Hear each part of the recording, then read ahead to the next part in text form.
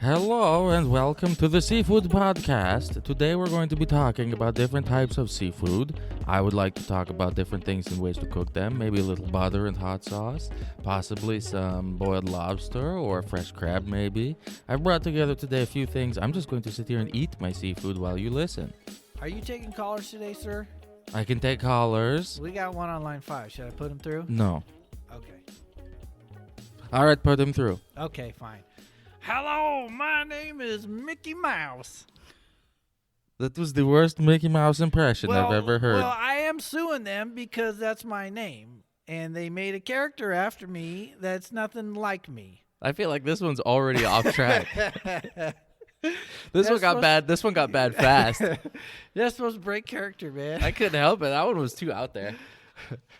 All right, fine. Let's do our real podcast. Welcome, everyone, to another episode of the Evil Safety Dudes. Wow, we're like ramping up on the red.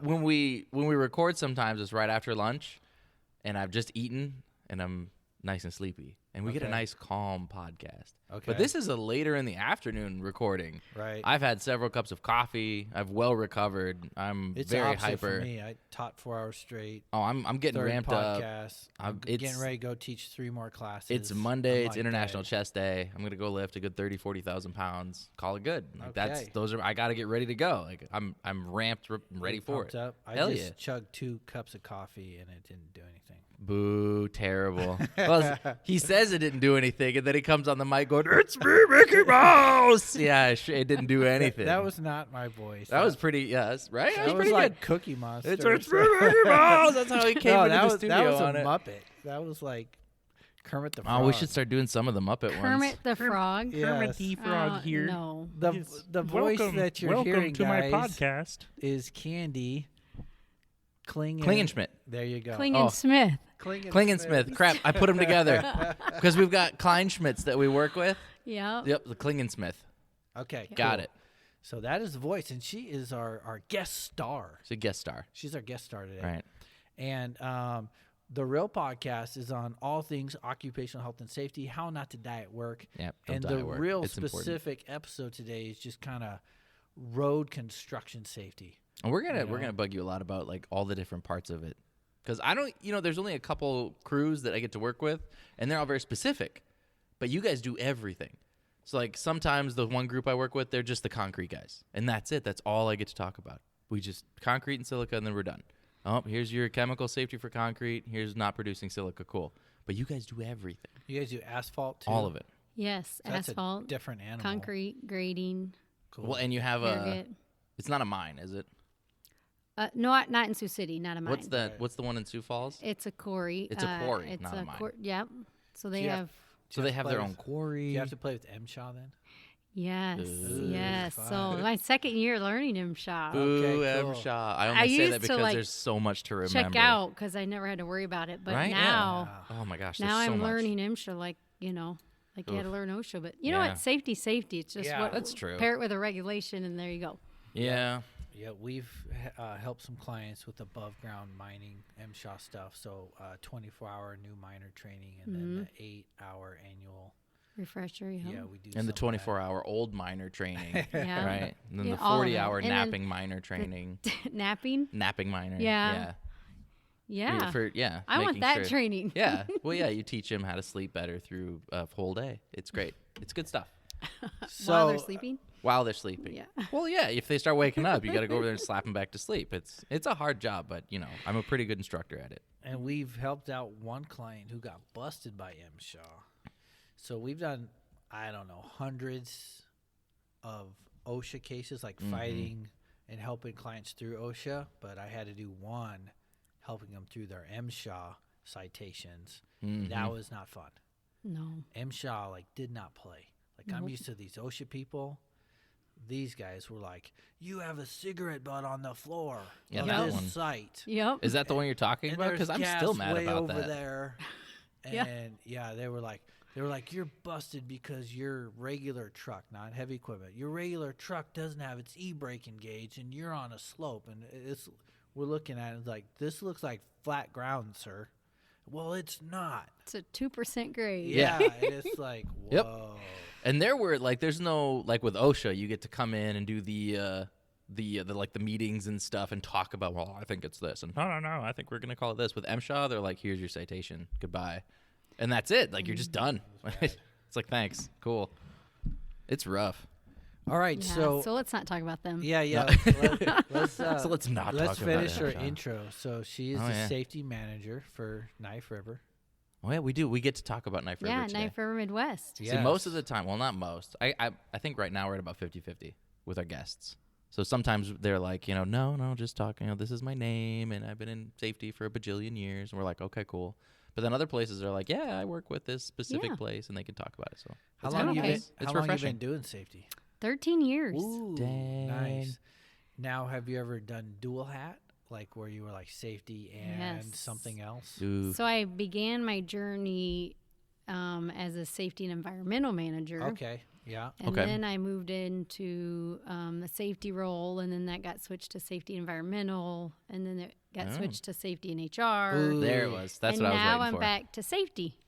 Okay, cool. So it's always safety. Yep, I've Every always now and had then safety, but then they'll throw another hat in. See, that's weird. That's usually it's HR, and then they throw Yeah, safety on HR. Yes, I know a But lot. you went backwards, which Right? is cool though. Yeah, they did it because relationship building. The safety person is suppose. out, visible, builds relationships with the crews. That's somebody that was thinking, though. They were like, you know what? Yeah. If that person was also HR, that would work pretty good. Yeah, that's So, yeah. So they were well, it was thinking. only 3-year stint, but then I took on the Sioux Falls company, so Cool. it's we couldn't have done all that. Right. Nice. Well, congratulations for getting back to a single hat. 'cause There you go. Yeah, I don't know how Hopefully it the stays. dual hat people do it. yeah. I We mean, have help. safety's a big enough Yeah. job. At mean, least by I itself. had help. Yeah, well, that's good because we end up having to help yeah. out all the dual hats, the HR/safety, because there's no way they're going to do HR and safety like well. No, Right. it's So not happening. Most of them are HR first. They gravitate towards that, and then they like call on us for all the safety stuff. Mm-hmm. And it's a big help for them, but it's tough for them. I feel for them. All right, so let's jump in. So I feel like we're already in. road construction We're in. safety We're already in. is like yeah. kind of different, which is cool.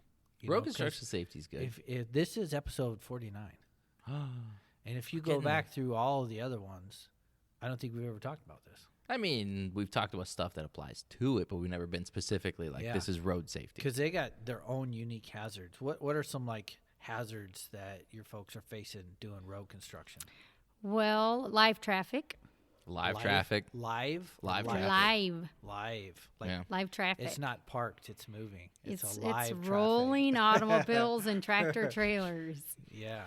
Which is terrifying. I got to work with a couple of guys at one of my big classes I get to take down in Omaha, and they were from Kansas City, Kansas, and the three of them there were actually some of the bigwigs that ran their Department of Transportation down there. Yeah. And they were actually saying that just live traffic next to construction is probably their biggest fatality at the time. This was a few years ago. But they were saying that it was so bad that people would literally plow right through the cones, go through the truck that had the big sign on it, and then accidentally just kill the person on the other side of it. Like they would hit all of that and then kill somebody. Wow. And live traffic sounds It is. terrifying. Like, no thanks. I'd say depending on where your job's at, because we do, we're on state, county, Okay, a little less traffic. big Right. highways, little roads, Right, city right. streets. Everything. But driver distraction Okay, I was going to ask that. is probably your biggest problem with road construction job site incursions where they're coming in. Oof. My question on that was, have you seen an increase in that? Because every time I look at somebody driving next to me, they're driving They're on their phone. with their phone in their hand. So we make sure traffic control message is Okay. correct. So how our barriers are set, our cones are set. And you guys have specific distances for those. Yep. So you Right? have to Yeah. follow the MUTCD. You want to make sure, at The what now? any The MUTCD, the Mut- MUTCD. Mutkid. The MUTCD. Follow that Mutkid. OSHA had a better acronym, but MUTCD's there. I Mut- can't anymore, but I Sounds good. Mutkid again. So any road construction project, you have a plan to follow. Okay. So a lot of the traffic control specs are in your plan. Okay. And you have to meet, most of them come from the MUTCD, and you have to understand what you're doing. And yes, so they are positioned accordingly to specs. Sure. That doesn't mean that the general public is paying attention to the traffic control. And generally, I would say you get the distracted drivers coming through who are on their phone, putting on makeup, whatever they're doing, not paying attention. Eating. 8 to 12 seconds in front of them. Shaving. And before you know it, they've entered the job site or something. So we've been lucky. I'm just counting up to governmental regulations you have to be versed at your job. OSHA, MUTCD, MSHA. Yeah. And maybe a little bit of DOT. Yep. Wow. Oof. I remember just feeling like I got a hold on OSHA, and I went to a class, and I had to learn, I forget what it was. It was DOT or NFPA or EPA, and I was just like, oh, my goodness. I don't know anything. There's another thing. Yeah, like a There's big a whole nother thing. Like a big thing. Like OSHA, when I finally got a grasp on all the different topics and a decent familiarity with them, then it's like, here you go. Yeah. You just feel like a total greenhorn all over again. Right. It's a cool job for somebody that wants to keep learning because there's like so much. Yeah. I would say every day is different. Right. So working in the road construction industry and safety, every day is different versus like manufacturing facility where it's a setup, you're doing the same thing, repetitive stuff all day. Road construction is always changing. Now, I have a goofy question that just popped into my head that may or may not apply, but I was wondering, how often do your crews have to deal with wildlife with road construction? Because you guys are everywhere, and you're always outside, and I'm assuming sometimes you guys are remote enough. Like, do you have any reports or any safety stuff where your employees have had to deal with wildlife? Nope. No? We have wildlife. Struck by deer. What do you think about? Bit by snake, fought by raccoon, sprayed by skunk. No, struck by deer is usually someone traveling in their company pickup truck home for the night, and they're on a gravel road or something. Yeah. It's usually after hours, but during the day we've had no wildlife concerns. That's cool. Shoot. I smoked a deer going to Now work. they see them. I mean, we're out in nature, so they do see some cool stuff if they're in some pretty neat sites. I suppose. That's cool. And when you say smoked a deer, you mean obliterated with your vehicle, not made delicious smoked deer. I was driving early in the morning, and it was down in the ditch, crouched down, and it shot out in front of me. I had no time to do anything. Big work truck, F-350 or something like that. And it just gone. The rump hit right in the center of my work truck and just folded it in like Hulk punched it.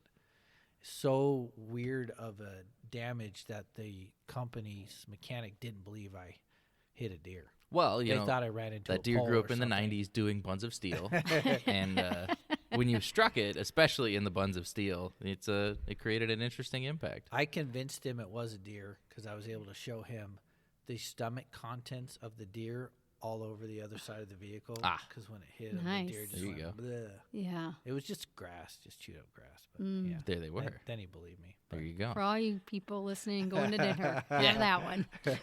If you guys are listening to our podcast on your way to dinner, thank you so much. We appreciate you. The deer stayed under my vehicle for a while as I'm driving, and then it spit out. Yeah. I just assumed it would have just been obliterated, and there wasn't. It hit, went under. A lot of buns of steel. Good stuff. Yeah. I mean, when you do buns of steel, though, it does help with your core. It wasn't I'm Explodey the surprised. deer. Explodey? Have you seen that video we have? No. It's called Explodey the deer. I have not. It's about a guy in his work truck driving, and deer comes out, and it literally goes. It's called Explodey the deer. So I'm going to tell you guys a terrible story. This is just a story at this point. You're going to get it. My grandpa drove bus. I think he still does. That was his version of retirement after retirement. His first version of retirement, he became a full-time prison guard at maximum security. Nice. And then after he retired from that retirement, he drove bus full-time. And while he was driving for girls volleyball, and they were trekking out across South Dakota, I think they were driving back from Rapid City to Sioux Falls. They smoked a deer with the tour bus. Oh, nice. But it was Explodey the deer. Okay, so there's deer everywhere, and that's the thing with these fleet companies is they need to get this team dropped off, and pick up the next. So he's got Explodey the deer everywhere, and he's already like prepped his guy at the next stall. Well, that guy couldn't make it in, so he shows up in a bus that's got deer all down the side. Nice. And most of the deer is actually still up front, and there's a considerable amount down the rest of the vehicle. And so when he hops out, he just hands over the keys, and he's like, have a good trip. And the guy's just standing there with Explodey the deer all over, and like some baseball team that's got to be in Minnesota in like 4 hours. And he's just like, So they did. They all hopped in the bus, and they took them and the rest of their remains with them. It has nothing to do with the rest of our day, but there you go. No. Free story. Now, I want to pick your brain. I remember talking to you a long time ago, and you guys did some really cool things with fall protection anchorage using like I can't remember what it was, but it was some of the blocks using to make the bridge. Yeah. Do you remember that? Do I remember that? Yeah. Very vividly. There you go. All right, cool. Because I'm always like want to pick up new fall protection anchor ideas, and that was like the first time I heard that. That was a difficult job that required a lot of means of fall protection. So we used every method of fall protection but a net. Okay. Oof. So we had the safety monitor who stood there and just watched. Right. We used the cones with the flags around the edge, kind of like you'd see on a roof. Access zone. Because you can't put anything you can't anchor anything into styrofoam. No. Then we used, as the concrete was poured, like the base concrete before, which was, we were able to use, it's actually designed for a roof. Okay. It was, it's called the Edge. And that rooftop cart? So, nope. It actually was kind of like a tripod. Mm-hmm. So it had a base, and it had your pole, and then it had this little thing that came out like like Hangman. Little David arm. Oh, okay. But you didn't have Hangman. Guys, she's showing us with her arms right now in the studio. She's a David arm. I'm visualizing because I can't remember what it's called, but I know it's called Now the it Edge. makes sense. When you did that, I was like, I've seen that. Okay. So to get it up, I mean, those were up like 30 feet. To get them up, we had to forklift it up to the top. But it was you kind of put out the outriggers, secured it down, and then you could tie off to the anchor point, and you had it set far back enough so they could walk out and do the edge. Right. But they couldn't fall. Nice. And then once we had the I think I'm going to call it copings in, we were able to install the actual railing that you can buy. There you go. Nice. We used through Guardian, and then you then had to put in the 2x4s and secure it and follow all the manufacturer recommendations to make sure it was suitable fall protection. Because there's very unique challenges, in road constructions, like on a bridge, on a plant roof, I'm tying off to like lifting guys on huge HVAC units, and I've been able to kind of identify some anchor points, but when you're building something, like that, it's challenging. And then what about waterways? Like, you ever worked like over or near waterways, We haven't a lot, but in my experience, we've had a few times. Like the I-29 project was over the creek that feeds into, I'm going to call it a creek. It's something that feeds into the Missouri River. It's the a waterway. Floyd little waterway.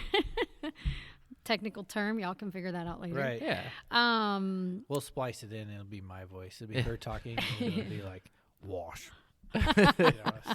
Over the Floyd little that feeder was river. Part of that was next to the edge, but not necessarily in the waterway. But for the most part, we have had plant sites set up next to like pits in mine sites and stuff where you have waterway. But for the most part, we haven't done a whole lot with waterways. Okay, because, I was always thinking like, man, sometimes I'm driving by and I'm just seeing a bridge work or road construction, and it's like right on a river, and then just as a safety guy, I'm thinking, all right, should these guys have like life jackets on now, and like all the extra things that most construction workers don't have to deal with. Right.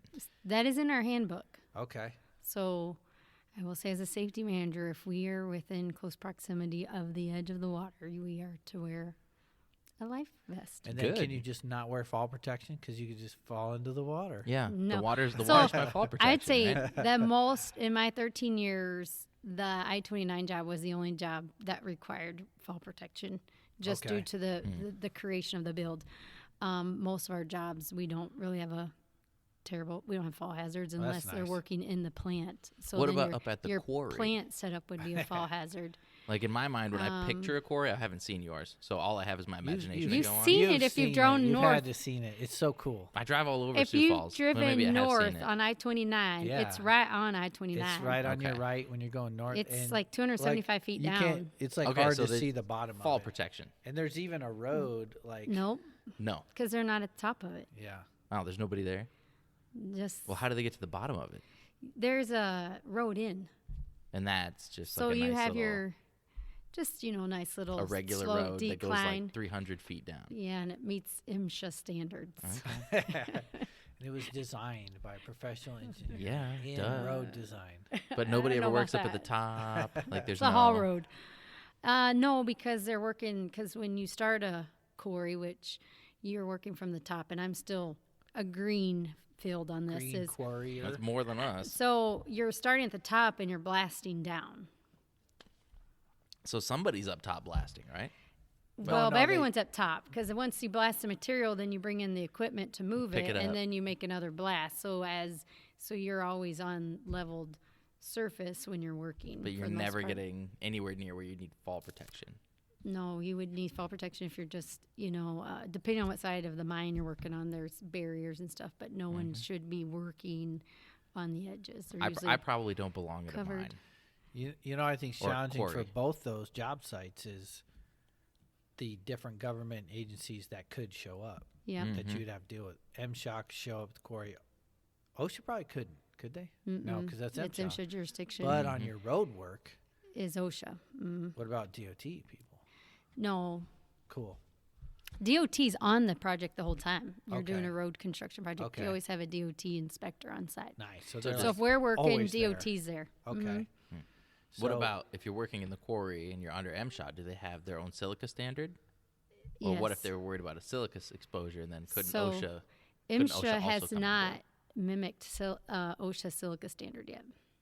Right. So then. So your level is actually higher. Oh, like.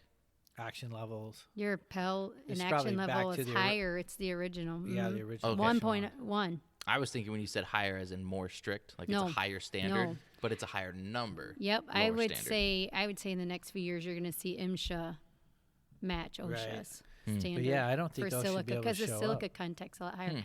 So in the mine site, OSHA can't show up.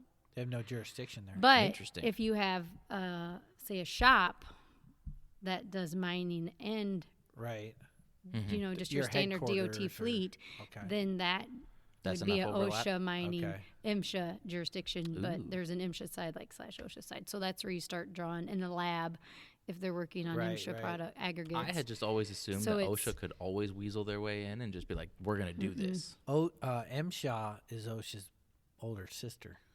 Yeah. And could bully around little sister. I just figured that if they both wanted to come in and write us up that they could.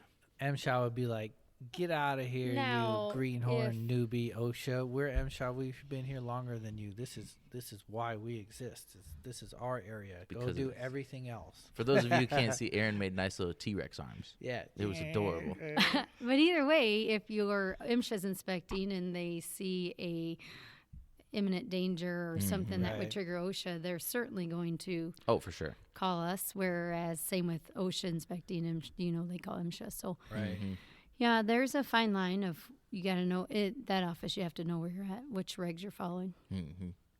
So speaking of regs, we've taught the concrete regs like doing an OSHA 30 in construction, but probably not something I'm super up on. But I do know real life stories of people getting poisoned because they would always have this rope in the wet concrete for something, and they would throw it on the back of their neck when they're not using it, and work, and then put the rope back in, and hang the rope around their neck, and then the wet concrete, the chemicals in it would leach into their skin, and they get poisoning. I have one of those cases. It was easy to figure out why the guy was sick. Like, at first, it was a medical mystery, and then it was traced How'd back. they get this into him? Well, he works with concrete. Oh. And I can't remember the chemical lye or lime or Lime. something that was just, I don't know. We've never had that. And then also people would jump into the concrete with their regular shoes on. Yeah, that's bad. And then they'd work all day like Burn that. Like ya. they You get weren't really- planning on going in, you know, because the regular guys in there had their boots Yeah. on, right? And then the foreman like sees something, and he jumps in, and then he works the rest of the day like that, and then he gets issues from that. Nice little chemical burn. Yeah, yeah. But other than those things, you know, Well, that was actually one that just another stupid side story. I'm just gonna be off on the side all day today. That's all. But we were watching Cobra Kai, got super sucked into it, I did too. loved it, awesome. I thought it was bad at first, and then my sister's like, "Keep going," and I'm so like, good. "What?" But then finally, when they throw all the kids in the back of the concrete mixing oh yeah, truck, yeah, I remember so that. I'm watching that, and I was like, Yes. okay, so there's no paddles, and like, where did they find this truck? And then all the kids are moving it, and they're all in like a foot and a half of wet concrete.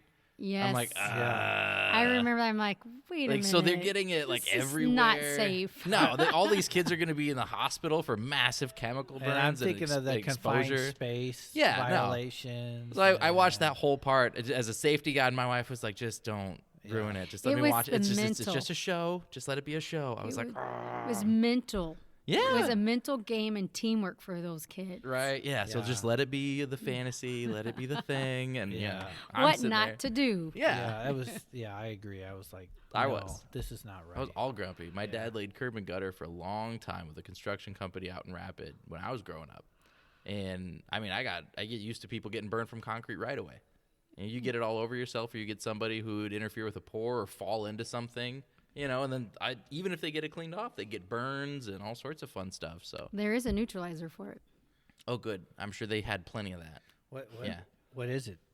Vinegar. Oh, really? Oh, hey, That's cool. that's something I need to remember. There actually is a product that is Okay. made for, like, you can buy it in Dallas. It's a concrete neutralizer, but then one of our long-term concrete guys goes, "You do know you can just use vinegar and water." And I thought, You don't have to like spend all that Nice. extra money. so I'm believing him. So I'm putting this out on a podcast. Yeah, there but, you go. Yeah. That's So what they've used What if we're they've saying had is it. We'll fact it has check it been later. tested, I believe this Field tested. probably third-hand yes, tested. yes. We I are, personally haven't tested it. so when I work in safety, we follow the rules, so we don't have to worry about I like that. burns and stuff. Right. So it's easier to be proactive versus reactive. For sure. Right. So I mean, that's the same advice of how do you not die skiing? Well, don't go skiing. Right. Well- so same sort of How do you Well, wear not your- worry wear about your getting chemical PPE. burns? Sometimes you still have to have fun, but Right. not getting a chemical burn. That's Right. not fun. How But do you not skiing, get come on. chemical burns? Well, You you can't don't jump in compare the them. concrete. Yeah. So for sure. Don't jump. Just don't jump in. I like Don't that do plan. it. Just have fun in life. Get your boots You'll on. be okay. I actually have in our safety training. I have it on the server for you if you ever want to use it. But it's just a video of a guy he's looking at his concrete pour they just did as a sidewalk, and there's just this massive explosion in it, and he's like, "So we're having a great day this morning," until this guy drove through, and then it was a bicyclist, and he's just standing there, and he's just head to toe, and you could see where the bicycle just hit the concrete, and he just Oh no. like it was great. It's an awesome little video.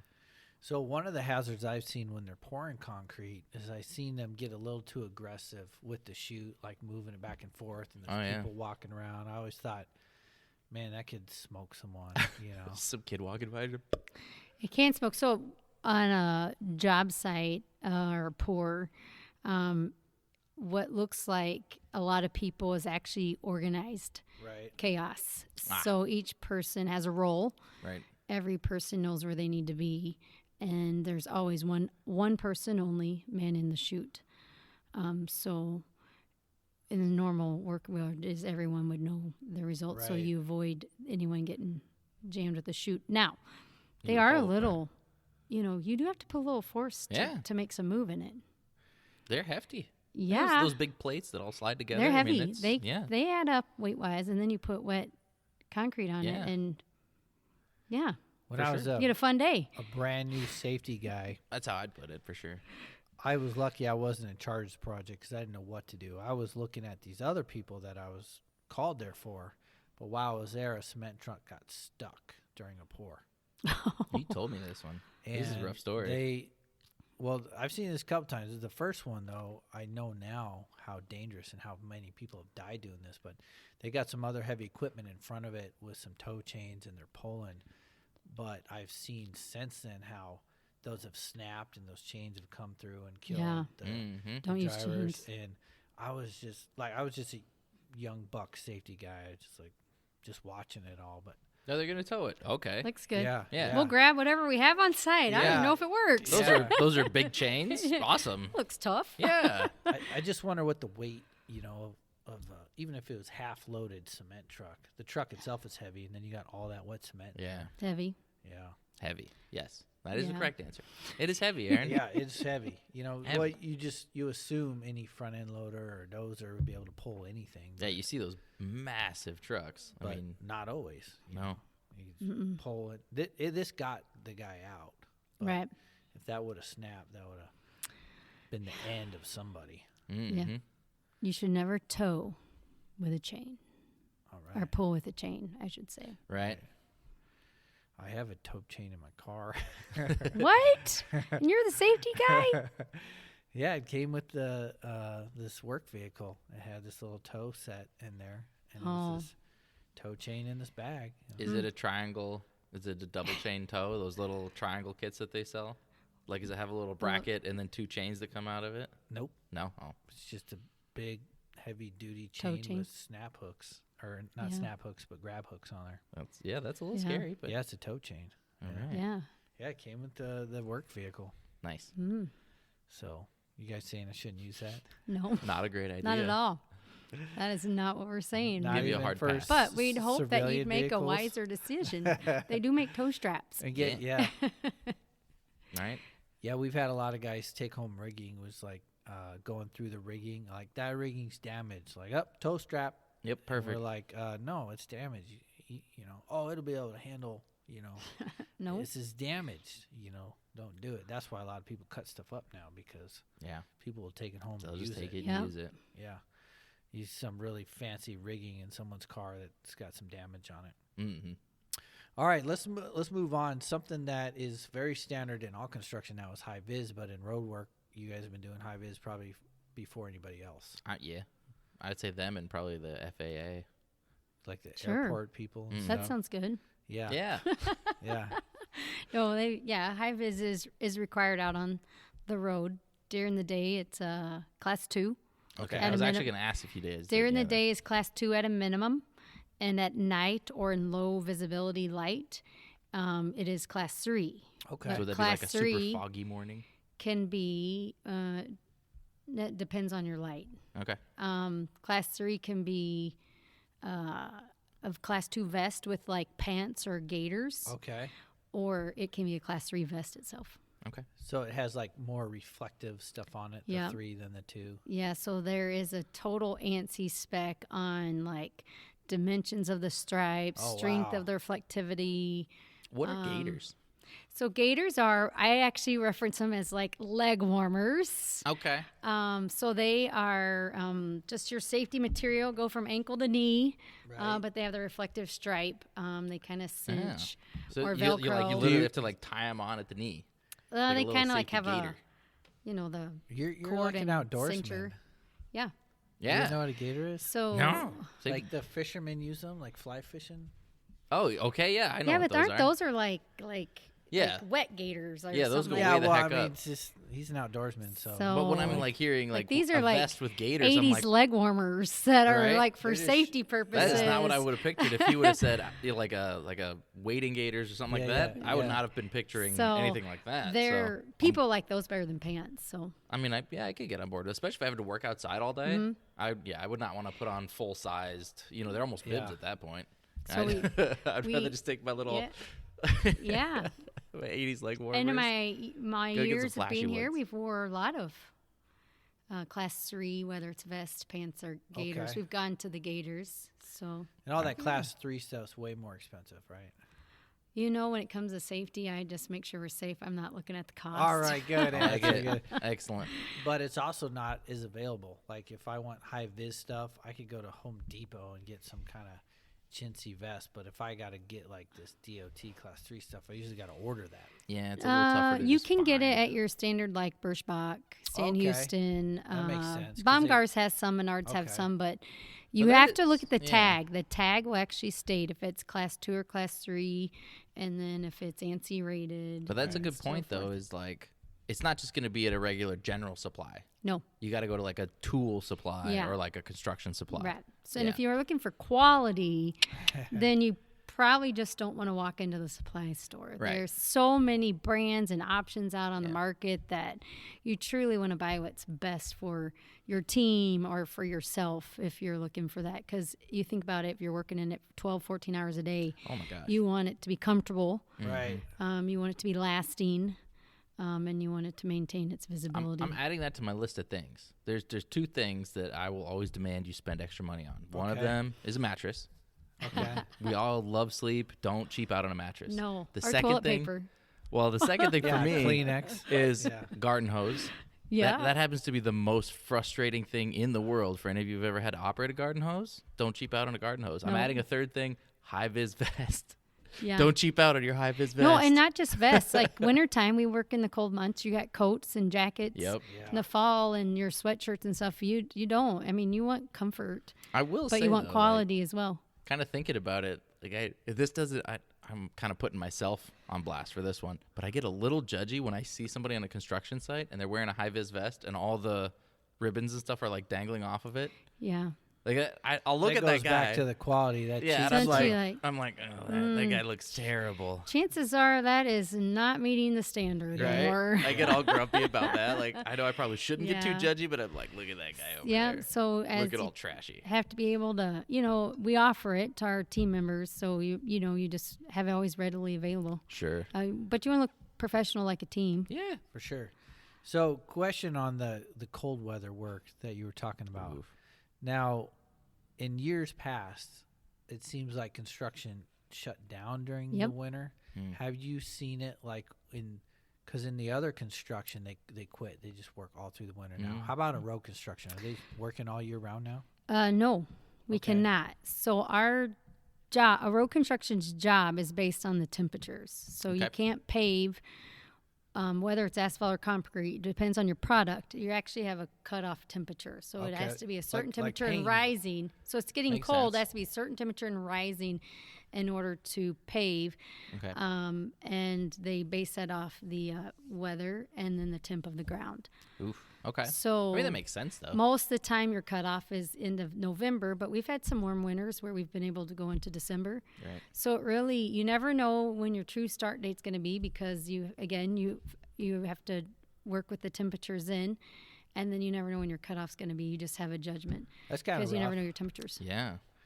In general construction, they just bring in these ground warmer things and all these Yep. blankets. Yep. But you guys aren't allowed to do that. So in asphalt, you cannot. Okay. But in the past, Makes sense. my experience in concrete, we have brought in the heating blankets and kept the ground warm so you can pave the next day. But generally, you bring that in when you're getting close to finishing a project or Right. something. And it's not like you could go. You're going length. Yep. And Right. In a general construction, they're not. You just get Right. to one spot. Yeah. And you only get so much a day. So Yeah. Right. you have to really be cognizant of where you're at and is it effective. Yeah, and I just can't see that being cost effective. Like we can keep this tiny spot warm for today, so we're gonna bring in the whole crew to do this, teeny pour, and then by the next section gets warmed up for tomorrow. Like it's just not gonna Well, work. and then you notice after they pour, they start covering it with blankets Well, yeah, it and has to. burlap to keep it warm. Otherwise, you get So I this can funny cure. misshapen, Yeah. and then you just got to go dig it up So- later. So Temperature is a big deal in Yeah. the road construction world. When I was, building ethanol plants, I'd watch the concrete trucks come in and watch a guy come over and you would get some and he would like play with it and he'd make a little Yeah. sand castle out of it. And I'm going, what in the world is this guy doing? He's testing it. And then he's like, I'm For air. testing it because I always go ask, what are you doing? And he's like, oh, I'm testing it. And I've seen him reject loads. Mm-hmm. It didn't pass the lump test. Yep. Do you guys ever do that? So in the specs and when we're paving, because DOT is on site the entire project, or if it's county, someone with the county stuff, but you always have DOT on site. Yes, so the DOT takes a test, and then we take a test, and yeah, it has to be within that spec, or they'll send it back. So that's concrete out on the Okay. road. Now, asphalt we still test, but and it's scheduled per like so many sections or so many Okay. trucks. You go get another test. So the lab guys would be a great talk on this, but they take samples of the mix. Okay. So when we laid down, I'm not sure if you're familiar with this, but when you laid down asphalt, when you're going to pave asphalt, it's poured out in a windrow. Okay. And then the paver comes behind and does its magic. Yes. They take the sample from that windrow. And Like while they're doing it. so the windrow lays, the lab comes out, pulls their samples of whatever they need for boxes, and part goes into our sampling. Other parts goes into the state for sampling. So, yeah, there is a strategic, it's not just, hey, move some dirt and put some pretty stuff down and make the road better. There's a true engineer science behind a road and how it's strategically done. Road equipment is super cool. I love watching them do roads. There's this company in Iowa that makes road equipment that's super famous now and sold all over the world. Yeah. I think Nada Grove? Yeah. Maco? Yeah. Yeah. You ever use any of that stuff?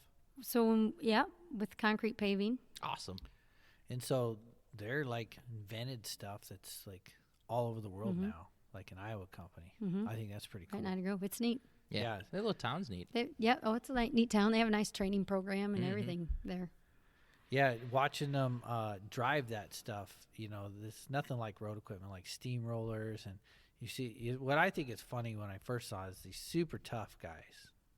Tough as you can get, and they got this pretty little umbrella over them. Right. Like the sun ones, it like, gets hot. it does.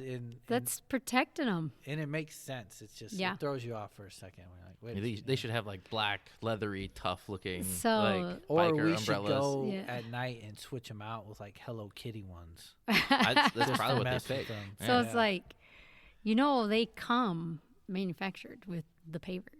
Okay. You can Little order the umbrella. umbrellas because if you think about it, for that product is coming out hot. Yeah. And then you have your paving on hot product. You have the heat coming from the paver, and then you have the sun that's 95 degrees beating down on you. You better have shade. Yeah. Now watch though, like I would say umbrella in front of the guy, and he'd get all serious and be like, "It's a parasol." I'd be like, "Oh, I'm so sorry. I'm so sorry. Don't insult my parasol." So he'd get after me for it. I know he would. gotta, give them some shade for the heat. Some of that equipment looks difficult to operate. Just it's not like a car. Like the way you sit, you're not always orientated to where you would drive. Right. And looks like probably a learning curve going from, a lull to some of that paving equipment, operating that. Pretty cool stuff. And I imagine with other, just like with all heavy equipment too, there's fall hazards. Yep. Some of that's pretty high up. Yes. Oh yeah. Well, those big, I don't even know what they're called, but you know what I'm talking about. It's like the entire width of the road or whatever they're putting concrete on. And then that thing literally sets out the concrete and does it for them as they go over it. The paver. Okay, yeah, the paver. But this thing is like, they had like 5 guys up Or on top belt of the last one I saw placer. working. And they have, guardrail systems and fall protection. And then the guy running the controls and the little parasols up there for him. Yep. Literally built onto it. And there's a lot going on those things. It's more than just, we're making a road. Like, there's a ton There that happens. is a ton that go into heavy equipment. So you don't just put someone on a piece of equipment. You want to make sure they're Wow. trained and they understand how to operate say it. that. And You don't just accept their word. Can you No. operate this? You go, yeah, I Yeah. can operate that. I've been operating that since before you were born. That's right. Yeah, you do not. Yes. You make sure they know what they're doing. And Do you put them through your own program, or you just like do a test? Because like with welders, sometimes I seen on sites, welders are coming from all over the country to the site, and they have this little area set up where they're testing them. They go, Right. okay, you can weld. But with heavy equipment, you're like, all right, in a safe environment, hop on that, show me what you got. Or you just like, no, I don't care what you say. We're putting you through our program. you want to research who you're hiring. You're just not Sure. gonna, if you get the young generation coming in, and there's no experience unless most farm kids have experience, but Right. for the most part, we when they're coming in during season, you do on the job training, but a lot of our in-house training happens in the winter months. So Okay. we good. do. In our organization, we actually have a learning service team, which actually does train Heck yeah. on the equipment. Or if we don't, we do bring in. We have a lot of Caterpillar stuff, so we bring in Cat, Oh, cool. Oh, there and you Cat does the training for us. So go. Heck yeah. If you know it's on the job training, you're usually starting small, skid steer, safe site, Right. work them up to a sweeper and a roller, and then, then you can get them into to bigger stuff. But, And then I get to drive the paver. off the road the into paver's houses. not. Yeah. You can steer it. that Drive would it be up the- over The hills. most boring thing. The to paver's operate. not real exciting. The view's great depending on the location you're at, and it's fun to be up high and kind of see the trucks coming in to what's happening in the back, so you can see the whole process. But the paver's really kind of boring. That's probably like 3 miles an hour. I 2 was miles an hour. thinking more like the excavator or the See, dozer. those are obviously fun things.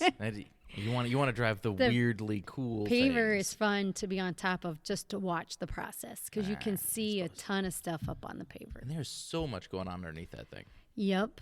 Yeah. They look awesome. Both concrete and asphalt. There's a lot going on. So they're both different processes, but same outcome, paving a road. Yeah. What I think is pretty amazing with road construction is sometimes I'm driving and there's a cornfield.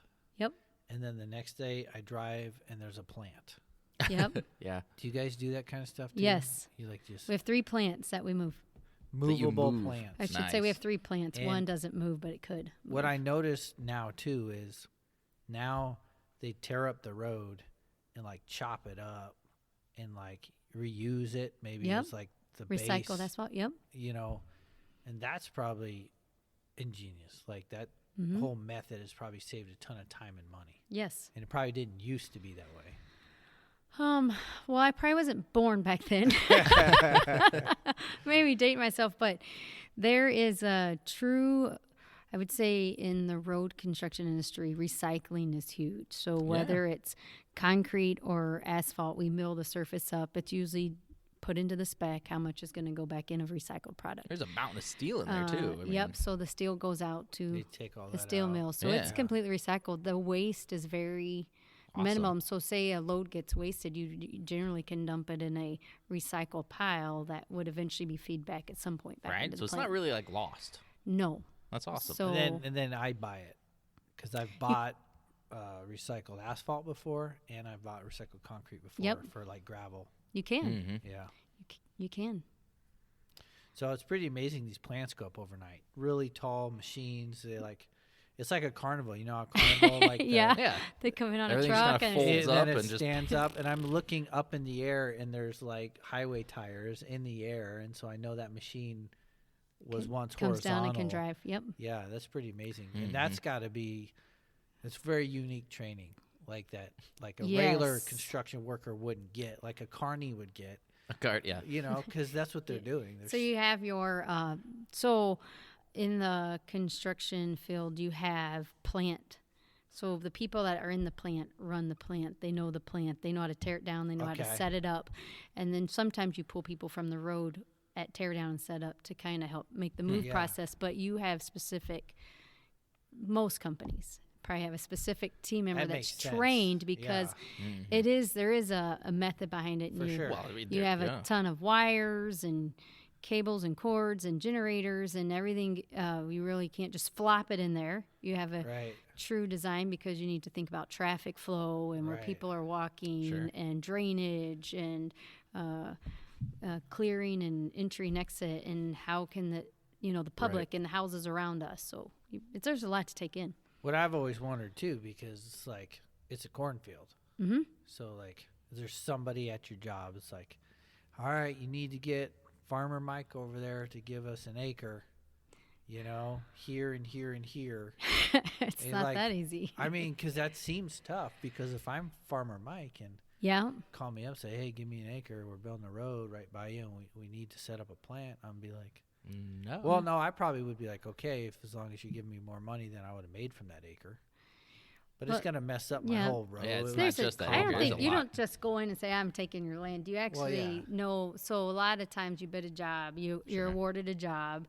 And so what we've awarded this year, we're already working on because Okay. next year's work. So Right. you already do it like in the winter months, pre-planning. Where can we? So strategically, you look at the full job Okay. and where's your best setup for Alright. hauling and meeting the road. And if there's a connecting job, can you use one plant site for multiple jobs? Or There you go. so you try to maximize your money, but then you do meet with the farmer in the area that's closest and say, hey, this is what we'll give you or What whatever. if he says, take a hike, get out of here? And I'm sure that happens, Right? but you probably I'm gotta find thankful you. that's not my job. But for the most part, there's a lot of good farmers that understand we need to build a road to increase the safety of it because it's a bad road, and who knows, maybe on that end of it, they'd be sitting there going, finally, they're like, I have been "Yep, waiting 20 years for this road. you can come in, but I want all of your leftover product." Yeah. All of a sudden, yeah. Yeah, strike a deal, man. Strike a deal. But you can't just come in there. You have to follow Yeah. the stormwater permits and construction permits to clear the ground and build the berms and worry about the waterways and wetlands. So we can't just go in and disturb. There's Right. a true due diligence to figure out what Sounds like a lot we of can work. do. And then returning it to farmable land, too. Yep. After it's been compacted and gravel is down. And you might have to take out so much and then bring in topsoil again. Yep. But it is cool how just a plant could just, Pop up. a legit there plant. they are. Like it's a legit, like almost general industry location at that point. Like it's a plant. Yeah. Yeah. Full-on production facility. Like, It there it is. is. Yeah, it's Yep. pretty cool. Well, Candy, we are super glad that you came on our podcast today. That was really fast. And That yeah, was a fun podcast. I like learning, and this is a trade that I don't always get to play with. No. And so it was really cool to pick your brain. Thank you so much for coming on our show. And for Mr. AJ Hanscom, I'm Aaron Icino. Together we are the Evil Safety Dudes. joined by Evil Safety Dudette.